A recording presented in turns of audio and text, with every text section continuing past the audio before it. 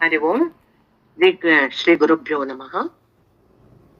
ಶ್ರೀರಾಮ ದೇವರನ್ನ ಹೃದಯದಲ್ಲಿ ಸ್ಥಾಪಿಸಿಕೊಳ್ಳುತ್ತಾ ಪೂಜ್ಯ ಮಾತಾಜವರಾಗಿರ್ತಕ್ಕಂಥ ರಾಜೇಶ್ವರಕ್ಕನವರ ಪಾದಾರ ಬಿಂದುಗಳಿಗೆ ವಂದಿಸುತ್ತಾ, ಪೂಜ್ಯ ಶ್ರೀ ಶ್ರೀ ಬ್ರಹ್ಮಾನಂದ ಭಾರತಿ ಸ್ವಾಮೀಜಿಯವರ ಪಾದಾರ ಬಿಂದುಗಳಿಗೆ ವಂದಿಸುತ್ತಾ, ಆತ್ಮೀಯ ಸಾಧಕಿಯರೇ, ನಾವು ಕೈವಲ್ಯ ಉಪನಿಷತ್ ಮೂಲ ಮಂತ್ರ ಪದಚ್ಛೇದ ಅನ್ವಯ ತಾತ್ಪರ್ಯಾರ್ಥವನ್ನ ಮಾಡಿರ್ತಕ್ಕಂಥರು ಅದ್ವೈತ ವೇದಾಂತ ವಾರಿಧಿ ಮಹಾಮಹೋಪಾಧ್ಯಾಯ ವಿದ್ವಾನ್ ಡಾಕ್ಟರ್ KG ಸುಬ್ರಾಯ್ ಶರ್ಮಾರವರು.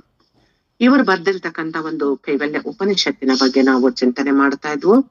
ಮೊದಲನೇದಾಗಿ ಪ್ರಾರ್ಥನಾ ಶ್ಲೋಕವನ್ನ ಹೇಳೋಣ.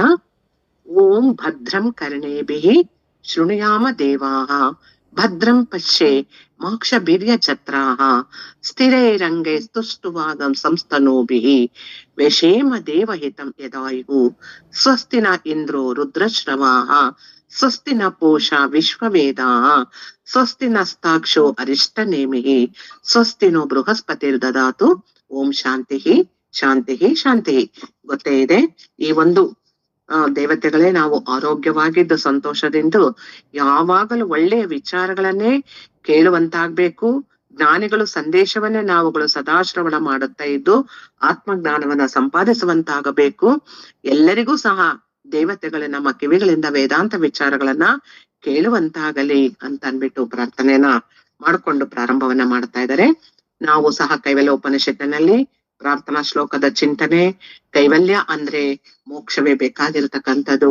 ಮೋಕ್ಷ ಸಾಧನೆಗೆ ಪ್ರತಿಯೊಬ್ಬ ಗೃಹಸ್ಥನಿಗೂ ಸನ್ಯಾಸಿಗೂ ಎಲ್ಲರಿಗೂ ಸಾಧ್ಯವಿದೆ.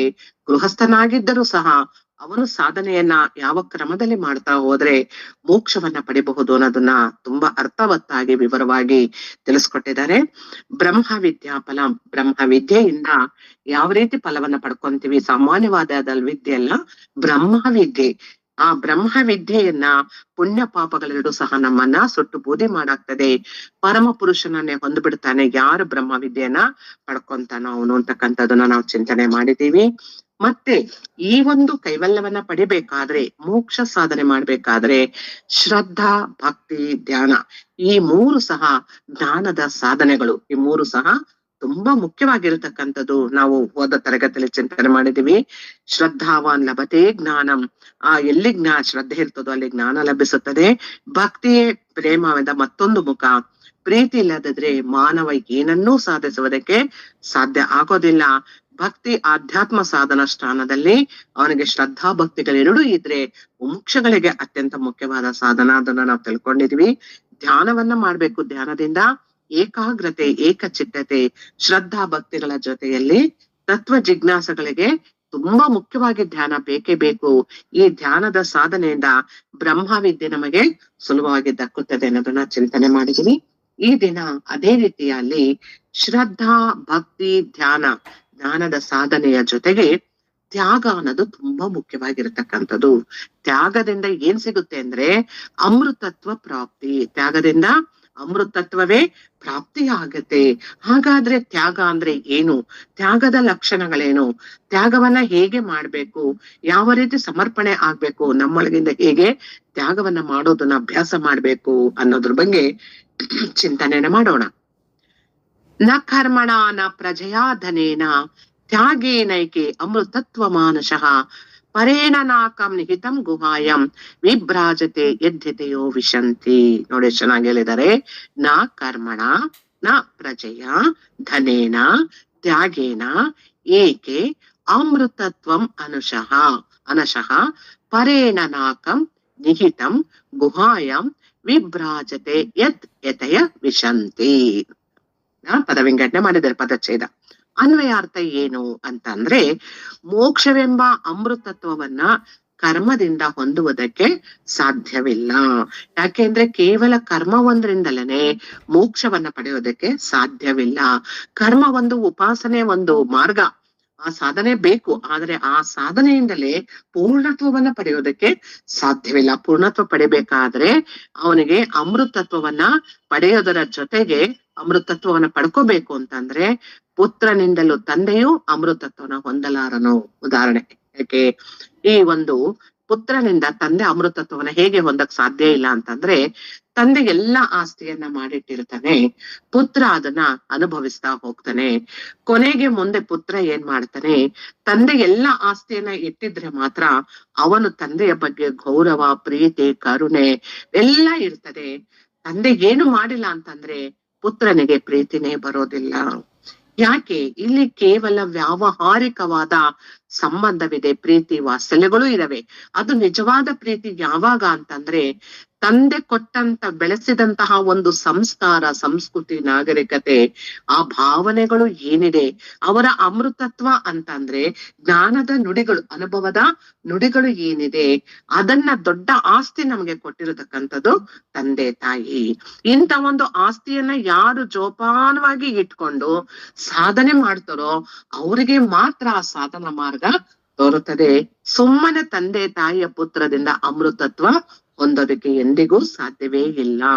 ಯಾಕೆಂದ್ರೆ ಪುತ್ರ ತಂದೆಯಿಂದಲೂ ದೊರಕೋದಿಲ್ಲ, ಹಣದಿಂದಲೂ ದೊರಕೋದಿಲ್ಲ. ಅದಂತೂ ತುಂಬಾ ಮುಖ್ಯವಾದದ್ದು.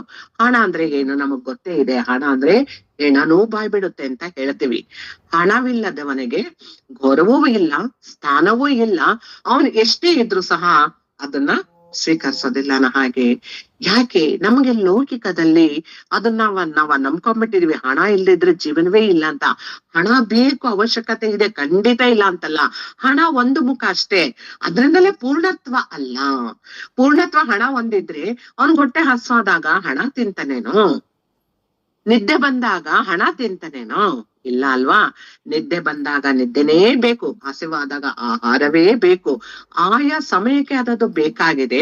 ಹಾಗೆ ಹಣವೂ ಸಹ ಆಯಾ ಸಮಯಕ್ಕೆ ಬೇಕಾಗಿರತಕ್ಕಂಥದ್ದು ಅಷ್ಟೇ. ಆದ್ರೆ ನಾವೇನ್ ಅನ್ಕೊಂಡಿದ್ವಿ, ಹಣ ಒಂದಿದ್ರೆ ಎಲ್ಲವನ್ನ ಜಯಿಸ್ಬೋದು, ಎಲ್ಲವನ್ನ ಸಾಧಿಸ್ಬೋದು ಅಂತ ಹೇಳ್ತೀವಿ. ಅದು ಒಂದು ಮುಖ ಅಷ್ಟೇ. ಆ ಹಣಕ್ಕೆ ಪ್ರಾಮುಖ್ಯತೆಯನ್ನ ನಾವು ಕೊಡ್ತಾ ಇದ್ರೆ ಅದನ್ನ ಮೋಕ್ಷ ಪಡೆದು ಖಂಡಿತ ಆಗೋದಿಲ್ಲ. ನಿಜವಾದ ಮೌಲ್ಯ ತ್ಯಾಗ ಬೇಕು. ಆ ತ್ಯಾಗದ ಮನೋಭಾವ ಹೇಗ್ ಬರ್ತದೆ, ಎಲ್ಲಿಂದ ಬರುತ್ತೆ? ಆ ಹಣದ ಮೌಲ್ಯ ತಂದೆ ಪುತ್ರನ ಒಂದು ವಾತ್ಸಲ್ಯ ಪ್ರೀತಿಗಳ ಮೌಲ್ಯವನ್ನ ಅರ್ಥ ಮಾಡ್ಕೊಂಡಾಗ ನಮ್ಗೆ ಅದರ ಅಮೃತತ್ವ ತಿಳಿತದೆ. ಉದಾಹರಣೆಗೆ ಇವತ್ತಾನೆ ಕೃಷ್ಣ ಸೀರಿಯಲ್ ನೋಡೋದು, ಸುಧಾಮನ ಕತೆ ನಮ್ಗೆಲ್ಲ ಗೊತ್ತೇ ಇದೆ. ಸುಧಾಮ ಎಷ್ಟು ಆತ್ಮೀಯ ಸ್ನೇಹಿತ ಅಂತಂದ್ರೆ ಕೃಷ್ಣನಿಗೆ ಪಂಚ ಪ್ರಾಣವಾಗಿರ್ತಕ್ಕಂಥ ಸ್ನೇಹಿತ. ಸುಧಾಮ ಬರ್ತಾನೆ, ಬಂದಾಗ ಆತ್ಮೀಯ ಸ್ನೇಹಿತ ಪಂಡಿತ ಬಂದಿದ್ದಾನೆ ಅಂತ ಎಷ್ಟು ಪ್ರೀತಿಯಿಂದ ಸತ್ಕಾರ ಮಾಡ್ತಾರೆ, ಎಲ್ಲ ಇದ್ ಮಾಡ್ತಾರೆ. ಆಗ ರುಕ್ಮಿಣಿ ಇವ್ರ್ಯಾರೋ ಏನಿಲ್ದ್ರು ಬಂದವ್ರೆ ಅಂತ ಉದಾಸೀನವಾಗಿ ಕೆಲವು ಕಠಿಣ ಮಾತುಗಳನ್ನ ಆಡಿರ್ತಾಳೆ. ಆಮೇಲೆ ಕೃಷ್ಣ ಅವರಿಬ್ಬರ ಆತ್ಮೀಯತೆ, ಪ್ರೀತಿ, ಸ್ನೇಹದ ಬಾಂಧವ್ಯ ನೋಡ್ಬಿಟ್ಟು ಅವಳಿಗೆ ಕಣ್ಣಲ್ಲಿ ನೀರ್ ಬರುತ್ತೆ. ನಾನ್ ತುಂಬಾ ದೊಡ್ಡ ತಪ್ಪು ಮಾಡ್ಬಿಟ್ಟೆ, ಇಂಥ ಒಂದು ಆತ್ಮೀಯ ಸ್ನೇಹಿತನ ನಾನು ಬೇರೆ ತರ ನೋಡ್ಬಿಟ್ನಲ್ಲ ಅಂತ ಕ್ಷಮೆಯನ್ನ ಕೇಳ್ಕೊಂತಾನೆ. ಅದಕ್ಕೆ ಸುಧಾಮ ಹೇಳ್ತಾನೆ, ತಪ್ಪೇನಿಲ್ಲ, ನನ್ನ ವೇಷಭೂಷಣಗಳು ನೋಡಿದಾಗ ಯಾರಾಗ್ಲೂ ಅದು ಮಾತನಾಡ್ತಕ್ಕಂಥದ್ದೇ, ತಪ್ಪೇನು ಇಲ್ಲ ಅಂತ ಹೇಳ್ತಾರೆ. ಕೃಷ್ಣ ಎಷ್ಟು ಆತ್ಮೀಯವಾಗಿ ಅವನಿಗೆ ಎಷ್ಟು ಪರಮಾನಂದ ಅಂತಂದ್ರೆ ಅದಕ್ಕೆ ಕೊನೆನೇ ಇಲ್ಲ, ಅಷ್ಟು ಪರಮಾನಂದ ಪಡ್ತಾ ಇದ್ದಾನೆ. ಸ್ನೇಹ ಅಂದ್ರೆ ಇದು ಇವರಿಬ್ಬರ ಸ್ನೇಹ. ಇಲ್ಲಿ ಹಣ ಆಗ್ಲಿ ಗುಣ ಆಗ್ಲಿಲ್ಲ, ಅವರೊಳಗಿರ್ತಕ್ಕಂಥ ಗುಣ, ಒಳ್ಳೆಯ ಪ್ರೀತಿ, ನಿಷ್ಕಲ್ಮಶವಾದ ಪ್ರೀತಿ ಇವರಿಬ್ಬರನ್ನ ಹೇಗೆ ಬೆಸುಗೆ ಹಾಕಿದೆ ಅಂತಕ್ಕಂಥ. ಪಾದ್ ಪೂಜೆ ಎಲ್ಲ ಮಾಡ್ತಾನೆ, ಎಷ್ಟು ಕೇಳ್ಕೊಂತಾನೆ, ಪಾದ್ ಪೂಜೆ ಬೇಡ ಅಂತ. ಇಲ್ಲ ನಾನ್ ಮಾಡ್ಲೇಬೇಕು, ನನ್ನ ಸ್ನೇಹಿತನಿಗೆ ನಾನೇ ಕೈಯಾರೆ ಮಾಡ್ಬೇಕು ಅಂತ. ಕೃಷ್ಣ ತನ್ನ ಸ್ಥಾನ ಮಾನವನ್ನ ಅಧಿಕಾರವನ್ನೇನಾದ್ರೂ ಲೆಕ್ಕಿಸುದ್ನಾ? ಇಲ್ಲ.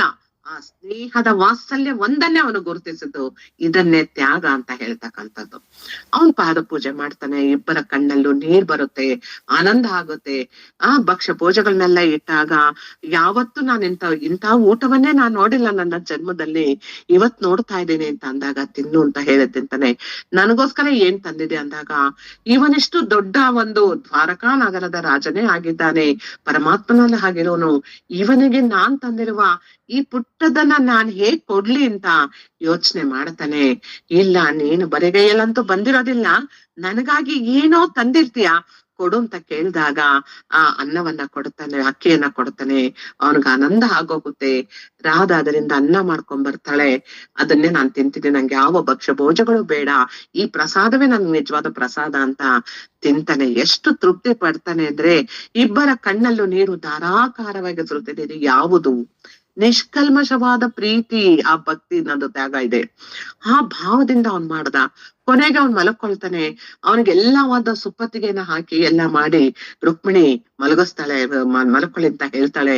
ಆದ್ರೆ ಅವನಿಗೆ ನಿದ್ದೆ ಬರೋದೇ ಇಲ್ಲ. ಆ ಕಡೆ ತಿರುಗ್ತಾನೆ, ಈ ಕಡೆ ತಿರುಗ್ತಾನೆ, ಎಲ್ಲೂ ನಿದ್ದೆ ಬರೋದಿಲ್ಲ. ಕೊನೆಗೆ ಏನ್ ಮಾಡ್ತಾನೆ, ಕೊನೆಗೆ ಒಂದು ಚಾಪೆನ ಹಾಕೊಂಡು ಅವನು ನೆಲದ ಮೇಲೆ ಮಲಗ್ತಾನೆ. ಕೃಷ್ಣ ಹೋಗಿ ನೋಡ್ಲಿಲ್ಲ. ಆದ್ರೆ ಅವನಿಗೆಲ್ಲ ಗೊತ್ತಾಗ್ತಾ ಇದೆ, ನನ್ನ ಸ್ನೇಹಿತ ಮಂಚದ ಮೇಲೆ ಮಲಗ್ದಿದ್ಮೇಲೆ ನಾನ್ ಹೇಗ್ ಮಲಕ್ಕೊಳ್ಳಿ ಅನ್ಬಿಟ್ಟು ಅವನು ಸಹ ಕೆಳಗೆ ಮಲಕೊಂತಾನೆ. ಆಗ ರುಕ್ಮಿಣಿ ಬಂದು ನೋಡ್ತಾಳೆ, ಏನಿದು ಆಶ್ಚರ್ಯ, ಇಬ್ಬರ ಮುಖದಲ್ಲೂ ಒಂದೇ ವಾತ್ಸಲ್ಯ, ಒಂದೇ ಪ್ರೀತಿ ಕಾಣ್ತಾ ಇದೆ. ಎಷ್ಟು ನಿಷ್ಕಲ್ಮಶವಾದ ನಿದ್ದೆ ಮಾಡ್ತಾ ಇದಾರಲ್ಲ ಇಬ್ರುನು, ಇದು ಹೇಗೆ ಸಾಧ್ಯ? ಕೃಷ್ಣ ಪರಮಾತ್ಮ ಯಾವತ್ತು ಕೆಳಗೆ ಮಲಗ್ದವನೇ ಅಲ್ಲ, ಆದ್ರೂ ಇವತ್ತು ಹೇಗೆ ಇದೆ ಅಂತಂದ್ರೆ ಅದನ್ನೇ ನಿಜವಾದ ತ್ಯಾಗ ಅಂತ ಹೇಳೋದು. ಯಾವುದ್ರಲ್ಲಿ ತ್ಯಾಗ? ಭಕ್ತಿ ಪ್ರೀತಿಗಳ ಶ್ರದ್ಧೆಗಳ ಜೊತೆಗೆ ಎಲ್ಲಿ ನಾವು ತ್ಯಾಗ ಮಾಡಬೇಕು, ನನ್ನ ಅಧಿಕಾರ, ನನ್ನ ಅಂತಸ್ತು, ನಾನ್ ಸೋಲಲ್ಲ, ನಾನ್ ಕೆಳಿಯಲ್ಲ ಅನ್ನತಕ್ಕಂಥದ್ದಲ್ಲ. ಎಲ್ಲಿ ತ್ಯಾಗ ಮಾಡ್ಬೇಕು, ಯಾವ ರೀತಿ ತ್ಯಾಗ ಮಾಡ್ಬೇಕು ಅನ್ನೋದನ್ನ ಕೃಷ್ಣ ಪರಮಾತ್ಮ ಸುಧಾಮನ ಕಥೆಯಲ್ಲಿ ನಾವು ನೋಡ್ತೀವಿ. ಇಲ್ಲಿ ತ್ಯಾಗ ಒಂದೇ ಅಲ್ಲ, ಭಕ್ತಿ, ಪ್ರೀತಿ, ಆ ತ್ಯಾಗ ಮೂರನ್ನು ಸಹ ನಾವಿಲ್ಲಿ ನೋಡ್ತೀವಿ. ಈ ರೀತಿಯಾಗಿ ತ್ಯಾಗ ಅಂತಕ್ಕಂಥದ್ದು ಕೇವಲ ಹಣದಿಂದನೂ ಅಮೃತತ್ವ ಸಿಗೋದಕ್ಕಾಗೋದಿಲ್ಲ. ಆ ತಂದೆ ಮಕ್ಕಳ ವಾತ್ಸಲ್ಯದಲ್ಲೂ ಸಹ ಅಮೃತತ್ವ ಸಿಗೋದಿಲ್ಲ. ಅಮೃತತ್ವ ಅಂತ ಅಂದ್ರೇನು? ಆ ತತ್ವಜ್ಞಾನ ಅಂದ್ರೆ ಏನು? ಪೂರ್ಣವಾದ ಮೋಕ್ಷ ಪ್ರಾಪ್ತಿಗೆ ಬೇಕಾಗಿರತಕ್ಕಂತಹ ಜ್ಞಾನ. ಇಲ್ಲಿ ಜ್ಞಾನ ಪಡ್ಕೋಬೇಕು ಅಂತಂದ್ರೆ, ಅಮೃತತ್ವವನ್ನ ಪಡಿಬೇಕು ಅಂದ್ರೆ, ನಾನು ಒಂದೊಂದನೇ ಉಪಾಸನ ಸಾಧನೆಗಳಿದಾವಲ್ಲ, ಪರಂಪರಾ ಸಾಧನೆ ಅಂತ, ಆ ಪರಂಪರಾ ಸಾಧನೆಯಲ್ಲಿ ಒಂದೊಂದನ್ನೇ ನಾನು ದಾಟ್ತಾ ಬರ್ಬೇಕು. ದಾಟ್ತಾ ಅದನ್ನ ಅರ್ಥ ಮಾಡ್ಕೊಂಡು ಅದನ್ನ ನನ್ನ ಜೀವನದಲ್ಲಿ ಅಳವಡಿಸಿಕೊಂಡು ನಾನು ಅದರಂತೆ ಸಾಧನೆ ಮಾಡ್ತಾ ಹೋದ್ರೆ ಖಂಡಿತ ನಾವು ಆ ಸಾಧನೆಯನ್ನ ಮಾಡೋದಕ್ಕೆ ಸಾಧ್ಯ ಆಗ್ತಕ್ಕಂಥದ್ದು. ಅದಕ್ಕೆ ಹೇಳ್ತಾರೆ ಏನು ಅಂತಂದ್ರೆ, ಅಮೃತತ್ವಂ ಅಂದರೆ ಮೋಕ್ಷವೇ ಆಗಿದೆ. ತ್ಯಾಗದಿಂದಲೇ ಮೋಕ್ಷವನ್ನ ಪಡೆದುಕೊಳ್ಳಲು ಸಾಧ್ಯವಾಗ್ತದೆ. ಅಸಂಗ ಶಸ್ತ್ರೇನ ದೃಢೇನ ಚಿತ್ವ ಅಂದ್ರೆ ಮುಕ್ತಿ ಎಂಬುದು ಮನಸ್ಥಿತಿಯು ಬೇರಲ್ಲ. ಅಂದರೆ ನಿರ್ಮುಕ್ತನಾಗಿರ್ಬೇಕು. ಅವನಿಗೆ ಯಾವುದೇ ರೀತಿಯ ಮನಸ್ಥಿತಿಗಳಲ್ಲಿ ಚಂಚಲವಿಲ್ಲ, ಗೊಂದಲವಿಲ್ಲ, ಭಯಭೀತಿ ಭ್ರಾಂತಿಗಳಿಲ್ಲ. ನಿಶ್ಚಲವಾದ ಮನಸ್ಸು ಅವನಿಗಿದ್ದಿದ್ದೇ ಆದ್ರೆ ಅವನು ಎಲ್ಲದರಿಂದಲೂ ನಿರ್ಮುಕ್ತನಾಗಿರ್ತಾನೆ. ನಿರ್ಮುಕ್ತನಾಗಿರ್ಬೇಕು ಅಂದ್ರೆ ನಾವ್ ಹಿಂದೆಲ್ಲ ಸ್ವಾಧ್ಯಾಯ ಚಿಂತನೆ ಮಾಡಿದೀವಿ. ಮನಸ್ಸನ್ನ ಪ್ರಶಾಂತವಾಗಿ ಇಟ್ಕೋಬೇಕು, ಭಗವಂತ ಕೊಟ್ಟಿದ್ರಲ್ಲಿ ನಾವು ತೃಪ್ತಿ ಪಡ್ಬೇಕು, ಆನಂದ ಪಡ್ಬೇಕು. ಅದರಲ್ಲಿ ಅಮೃತತ್ವವನ್ನು ನಾವು ಕಂಡುಕೊಳ್ಳುವ ಸಾಧನೆ ಪ್ರಯತ್ನ ಮಾಡ್ಬೇಕು. ಪ್ರಾಕ್ಟಿಕಲ್ ಆಗಿ ನಾವು ಸಾಧ್ಯ ಪ್ರಯತ್ನ ಮಾಡೋದೇ ಇಲ್ಲ, ಕೇವಲ ಕೇಳ್ತೀವಿ. ಇದೆಲ್ಲ ಪುರಾಣಗಳಲ್ಲಿ, ಮಹಾಭಾರತದ ಕಥೆಗಳಲ್ಲಿ ನಾವು ಕೇಳಿದೀವಿ ಅಷ್ಟೇ. ಇದು ನಮ್ಮ ಜೀವನದಲ್ಲೆಲ್ಲ ಎಲ್ಲಿ ಸಾಧ್ಯ ಇಲ್ಲ ಅಂತ ಅನ್ಕೊಂತೀವಿ. ಅಲ್ಲೇ ನಾವಿಡುತ್ತಾ ಇರೋದು ನೋಡಿ. ಅವರೆಷ್ಟು ಸರಳವಾಗಿ ವಿವರಿಸಿ ಹೇಳ್ತಾ ಇದ್ದಾರೆ, ನಿರ್ಮುಕ್ತನಾಗಿರ್ಬೇಕು ಅಂತಕ್ಕಂಥದ್ದು. ಅಭ್ಯಾಸ ಎಂದರೆ ಅನಾಥ ವಸ್ತುಗಳಲ್ಲಿ ನಾನೆಂಬ ತಾದಾತ್ಮ ಭಾವದಿಂದ ಬದುಕು ನಡೆಸುತ್ತಿದ್ದೇವೆ ಅನ್ನೋದು ಬರ್ಬೇಕು. ಅಭ್ಯಾಸ ಅಂದ್ರೇನು? ಅನಾಥ ವಸ್ತುಗಳಲ್ಲಿ ಯಾವುದು? ಅದು ಅನಾಥ ವಸ್ತುಗಳು ಅಂತ ಭಗವಂತ ಕೊಟ್ಟಿರತಕ್ಕಂತಹ ಯಾವುದು ಇದೆಯೋ ಅದರಲ್ಲಿ ತಾದಾತ್ಮ ಭಾವದಿಂದ ಬಿಡಿಸಿ ನಡೆಸುತ್ತಿದ್ದೇವೆ. ಆತ್ಮ ಭಾವ ಇರಬಾರ್ದು. ಆ ತಾದಾತ್ಮ ಭಾವ ಹೊಂದಿದಷ್ಟು ಸಹ ನಮ್ಮಲ್ಲಿ ಆ ಭಾವನೆಗಳು ಹೆಚ್ಚಾಗ್ತಾ ಹೋಗ್ತವೆ. ಆ ತಾದಾತ್ಮ ಭಾವವನ್ನ ಬಿಟ್ರೆ ನಾವು ಮುಖ್ಯವಾದ ಒಂದು ನಿಜವಾದ ಜ್ಞಾನವನ್ನ ಪಡೆಯೋದಕ್ಕೆ ಸಾಧ್ಯ. ಇದನ್ನೇ ಅಭ್ಯಾಸ ಅಂತ ಹೇಳಿರ್ತಕ್ಕಂಥದ್ದು. ಅನಾಥ ವಸ್ತುಗಳಿಂದ ನಮಗ್ ಅವಶ್ಯಕತೆ ಇಲ್ಲ. ನಾವು ಬೆಳೆದಿರೋ ಅನವಶ್ಯಕವಾದ ವಸ್ತುಗಳಲ್ಲಿ ಆಸಕ್ತಿನ ವಹಿಸಿ ಅದರಲ್ಲೇ ತೃಪ್ತಿ ಹೊಂದುತ್ತೇವೆ ಅಂತೀವಿ ನೋಡಿ. ನಿದ್ದೆನದು ನನ್ನ ಮನಸ್ಸಿಗೆ ನನಗೆ ಒಳಗೆ ಬರ್ಬೇಕೆ ಹೊರತು ಆಸೆಗೆ ಸುಪ್ಪತ್ತಿಗೆ ಅಲ್ಲ ಅನ್ನೋದು ಸುಧಾಮನ್ ಕಥೆಯಲ್ಲಿ ಇರ್ತಾನೆ ನೋಡುದು. ಅವನಿಗೆಲ್ಲಿ ನಿದ್ದೆ ಬಂತು? ಅಂತವಾದ ಸುಪ್ಪತ್ತಿಗೆ ಅವನು ಯಾವತ್ತೂ ಕಂಡಿಲ್ಲ. ಅಂತ ಅದರಲ್ಲಿ ಎಂತ ಒಂದು ಆನಂದವಾದ ನಿದ್ದೆ ಮಾಡ್ಬೋದಿತ್ತಲ್ಲ, ಬಂತ ಅವನಿಗೆ ನಿದ್ದೆ? ಇಲ್ಲ. ಅವನೆಲ್ಲಿ ಬಂದ್ ಮಲಗ್ದ? ಅವನು ನೆಲದ ಮೇಲೆ ಮಲಗದ್ಮೇಲೆನೆ ನಿದ್ದೆ ಬಂತು. ಹಾಗೆ ನಿದ್ದೆಗೆ ಆ ಒಂದು ಪ್ರಾಮುಖ್ಯತೆ ಬೇಕೇ ಹೊರತು, ನಿದ್ದೆ ಅಂತಕ್ಕಂಥದ್ದು ಭಗವಂತ ಕರುಣಿಸ್ಬೇಕೇ ಹೊರತು ಯಾವುದರಿಂದಲೂ ನಿದ್ದೆ ಬರೋದಿಲ್ಲ. ಹಾಗೆ ನನಗೆ ಅವಶ್ಯಕತೆ ಇಲ್ದಲೇ ಇರತಕ್ಕಂತ ಅನಾಥ ವಸ್ತುಗಳಲ್ಲಿ ತಾದಾತ್ಮ ಭಾವ ಹೊಂದೋದನ್ನ ನಾವು ಕಡಿಮೆ ಮಾಡ್ಕೊಳ್ತಾ ಬರ್ಬೇಕು. ಅಭ್ಯಾಸವನ್ನ ಬೆಳೆಸ್ಕೊಳ್ತಾ ಬರ್ಬೇಕು. ಎಷ್ಟು ಅವಶ್ಯಕತೆ ಇದೆಯೋ ಅದನ್ನ ಇಟ್ಕೊಳ್ಳೋಣ. ಆಮೇಲೆ ತೃಪ್ತಿ ಪಡೋದನ್ನ ಅಭ್ಯಾಸ ಮಾಡ್ಬೇಕು. ತೃಪ್ತಿ ಪಡ್ಲಿಲ್ಲ ಅಂದ್ರೆ ಎಷ್ಟು ಭೋಗಗಳು ಬಂದ್ರು ಸಹ ತೃಪ್ತಿ ಇರೋದು ಮನುಷ್ಯನಿಗೆ ದೊರಕೋದಿಲ್ಲ. ಅದಕ್ಕೋಸ್ಕರ ಅನಾಥ ವಸ್ತುಗಳಲ್ಲಿ ನಾನೆಂಬ ತಾದಾತ್ಮ ಭಾವದಿಂದ ಬಿಟ್ಕೊಂಡ್ರೆ ಅದನ್ನ ನಾವು ಸಾಧ್ಯವಾಗುತ್ತೆ. ಇದನ್ನೇ ತ್ಯಾಗ ಅಂತಾನು ಹೇಳ್ತಕ್ಕಂಥದ್ದು. ಈ ತ್ಯಾಗದಿಂದ ಏನಾಗ್ತದೆ, ಮುಕ್ತಿ ಸಾಧನೆಗೆ ಸುಲಭವಾಗ್ತದೆ. ಇಲ್ಲಿ ಆತ್ಮನೇ ನಾನು ಎಂಬುದು ತಿಳಿಯುತ್ತಿಲ್ಲ, ಆತ್ಮನೇ ನಾನು ಅಂತಕ್ಕಂಥದ್ದು ನನಗೆ ಗೊತ್ತಾಗ್ತಾ ಇಲ್ಲ. ವಿವೇಕಿಗಳು ತ್ಯಾಗದಿಂದ ಮಾತ್ರವೇ ಅಮೃತತ್ವವನ್ನ ಪಡೆಯುತ್ತಾರೆ. ವಿವೇಕಿಗಳು ಎಲ್ಲಿಂದ ಪಡೀತಾರೆ? ವಿವೇಕಿಗಳು ಅಂದ್ರೆ ಯಾರು? ನಮಗ್ ಗೊತ್ತೇ ಇದೆ. ಯಾರು ನಿಜವಾದ ಒಂದು ಸಾಧನೆ ಮಾಡ್ಬೇಕಾದ್ರೆ ಎಲ್ಲವನ್ನ ಯೋಚನೆ ಮಾಡ್ತಾರೆ. ಯಾವುದು ಸರಿ, ಯಾವುದು ತಪ್ಪು, ನಾನು ಎಲ್ಲಿ ನಿಲ್ಲಬೇಕು, ಎಲ್ಲಿ ನಿಲ್ಲಬಾರದು, ಎಲ್ಲಿ ನಾನು ಎಡುತ್ತಾ ಇದ್ದೇನೆ, ಎಲ್ಲಿ ಎಡಬಾರದು ಅನ್ನೋದನ್ನ ಎಲ್ಲವನ್ನ ವಿಚಾರ ಮಾಡ್ತಕ್ಕಂಥದ್ದೇ ವಿವೇಕ. ಈ ವಿವೇಕ ಇರ್ತಕ್ಕಂಥವನು ಏನ್ ಮಾಡ್ತಾನೆ, ಈ ತಾದಾತ್ಮ ವಸ್ತುಗಳಲ್ಲಿ ಬೆರಗಾಗೋದಿಲ್ಲ, ಅವನಲ್ಲಿ ಒಳಗಾಗೋದು ಇಲ್ಲ.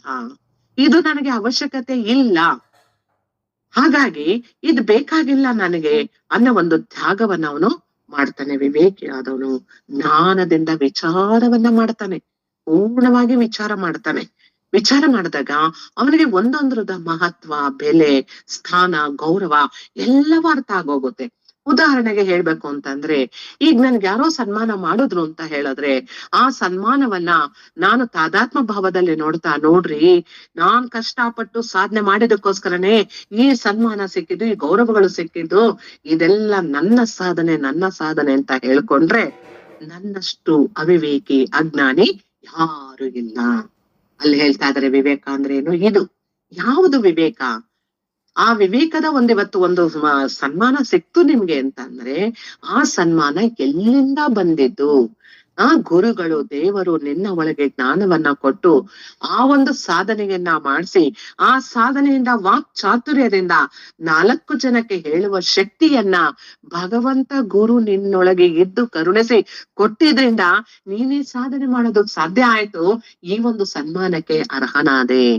ಆದರೆ ಯಾರು ಅರ್ಹನಾಗಿದ್ದು? ನಿನ್ನ ಶರೀರವು ಅಲ್ಲ. ಚೆನ್ನಾಗಿ ಜ್ಞಾಪಕ ಇಟ್ಕೋ, ನಿನ್ನ ಒಳಗಿರುವ ವಿದ್ಯೆ, ಜ್ಞಾನ, ವಿವೇಕ, ವಿಚಾರಗಳು, ಇದು ಯಾರು ಕೊಟ್ಟಿದ್ದು? ಗುರುಗಳು, ದೇವರು ಕೊಟ್ಟಿದ್ದು. ಅಲ್ಲಿಗೆ ಸನ್ಮಾನ ಯಾರಿಗೆ ಸಲ್ಲಬೇಕು? ಗುರುಗಳು ದೇವರಿಗೆ ಹೋಗ್ಬೇಕಲ್ವಾ? ಇದನ್ನೇ ತ್ಯಾಗ ಅಂತ ಹೇಳೋದು, ವಿವೇಕ ಅಂತ ಹೇಳೋದು. ಹೀಗೆ ನಾವು ಪ್ರತಿಯೊಂದನ್ನು ಸಹ ವಿವೇಕದಿಂದ ವಿಚಾರ ಮಾಡ್ಬೇಕು. ಆಗ ಮಾತ್ರ ನಾವು ತ್ಯಾಗದಿಂದ ಮಾತ್ರವೇ ಅಮೃತತ್ವವನ್ನ ಹೊಂದೋದಕ್ಕೆ ಸಾಧ್ಯ ಆಗ್ತದೆ. ಅದಕ್ಕೆ ಹೇಳ್ತಾರೆ ಅನಾತ್ಮ ದೃಷ್ಟಿ ಬೆರೆಸಿ ನಾವ್ ವ್ಯವಹಾರವನ್ನ ಮಾಡ್ತಾ ಇದೀವಿ. ಆದ್ರೆ ನಾವೇನ್ ಮಾಡ್ತಾ ಇದೀವಿ? ಇಲ್ಲಿ ಅನಾತ್ಮ ದೃಷ್ಟಿಯನ್ನು ಬೆರೆಸಿ ವ್ಯವಹಾರ ಮಾಡ್ತಾ ಇದೀವಿ. ಯಾವ್ದು ಅನಾತ್ಮ ದೃಷ್ಟಿ? ಬೇಡದಲ್ಲೇ ಇರತಕ್ಕಂಥದ್ದು ವ್ಯವಹಾರ ದೃಷ್ಟಿ. ಪಾರಮಾರ್ಥಿಕ ದೃಷ್ಟಿ ಇಲ್ಲ.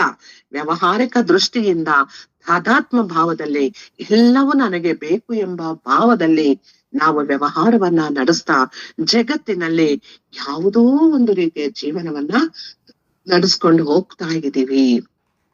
ಇದರಿಂದ ಶಾಶ್ವತವಾದ ಸುಖವಾಗಲಿ, ನೆಮ್ಮದಿಯಾಗಲಿ, ಅಮೃತತ್ವವಾಗಲಿ ಖಂಡಿತ ದೊರಕೋದಿಲ್ಲ. ಯಾಕೆ ಅಂತಂದ್ರೆ ಅನಾತ್ಮ ದೃಷ್ಟಿಯನ್ನ ಬೆರೆಸಿ ಮಾಡ್ತಾ ಇರೋದ್ರಿಂದ. ಅದೇ ಪಾರಮಾರ್ಥಿಕ ದೃಷ್ಟಿಯನ್ನ ಬೆರೆಸಿ ನೀನು ಜೀವನವನ್ನ ನಡೆಸಿದ್ದೇ ಆದರೆ ಖಂಡಿತ ಸಾಧ್ಯವಾಗ್ತಿತ್ತು. ಈಗ ನೋಡಿ, ಅಂಗಡಿಯಲ್ಲಿ ವ್ಯಾಪಾರ ಮಾಡ್ತಾರೆ. ವ್ಯಾಪಾರ ಮಾಡುವಾಗ ಬೆಳಗ್ಗೆ ಏನ್ ಮಾಡ್ತಾರೆ?